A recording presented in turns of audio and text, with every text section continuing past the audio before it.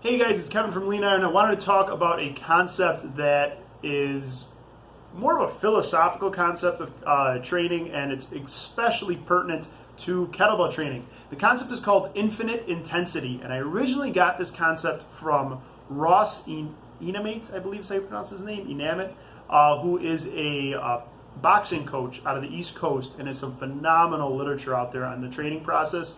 If you guys get a chance to check him out, please do. He's got a really cool website, and he's got some books out there too.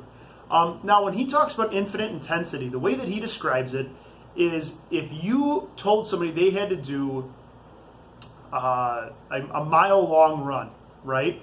There's a lot of people out there that would say, that's not too hard. I can run a mile. It's not that difficult. What else do I need to do?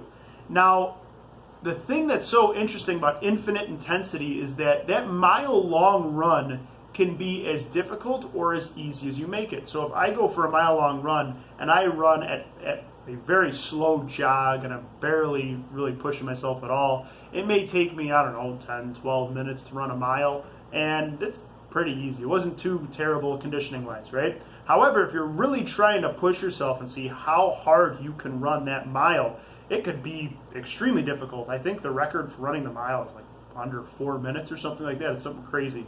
And it's something that I definitely cannot do. So I could say, yeah, I can run a mile, but it's how hard I push that mile-long run that really, it's an infinite amount of intensity. It's only as hard as you make it. And the cool thing about that is it's very pertinent to designing workout programs. So lots of times I'll see people following magazine workouts or following something they found on the internet or wherever it comes from, and there's just tons of different exercises for tons of different sets and reps, and there's just so much going on. And the first thing that always comes to my mind is when I see it, I'm very skeptical that they are applying a high level of intensity to every single exercise for every single set, because there's only so much effort you can really apply. If you're in the gym for 2 hours and you're doing, dozens of different exercises for multiple reps and sets for each one, I'm just being honest, there's only so much effort you can apply, and most likely you're coasting on some exercises or maybe not applying yourself as hard as you can. I personally find, and I have scientific reasons for this, but I'm not jumping into the science of it right now, I'm just talking about the philosophy of it. I personally prefer to take customers and take clients and put them into a narrow focus on a few specific exercises and for a limited number of sets and repetitions. Not only does it save them time, but it allows them to really apply a high level of focus and a high level of intensity on those specific exercises during that workout for a limited number of sets and reps. You should be focusing on doing the absolute most you can to stimulate progress in those exercises. So taking the concept of infinite intensity to a set of, we'll say, kettlebell swings, which is a great example actually, because another subject for another time, but you can make very light weights very difficult with kettlebell swings, but another subject for another time. And I tell you have to do 5 sets of 10 reps. Someone might say, that's it, that's all I have to do, but I'll immediately say 5 sets of 10 reps is infinitely intense as you want to make it. If you want to push yourself, you get a heavy kettlebell and you really try to move as explosively with as crisp, clean technique as possible and try to accelerate through every one of those reps as explosively and as quickly as possible.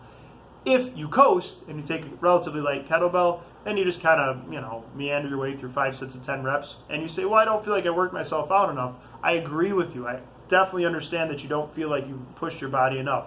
But that is why you need to understand that concept of infinite intensity.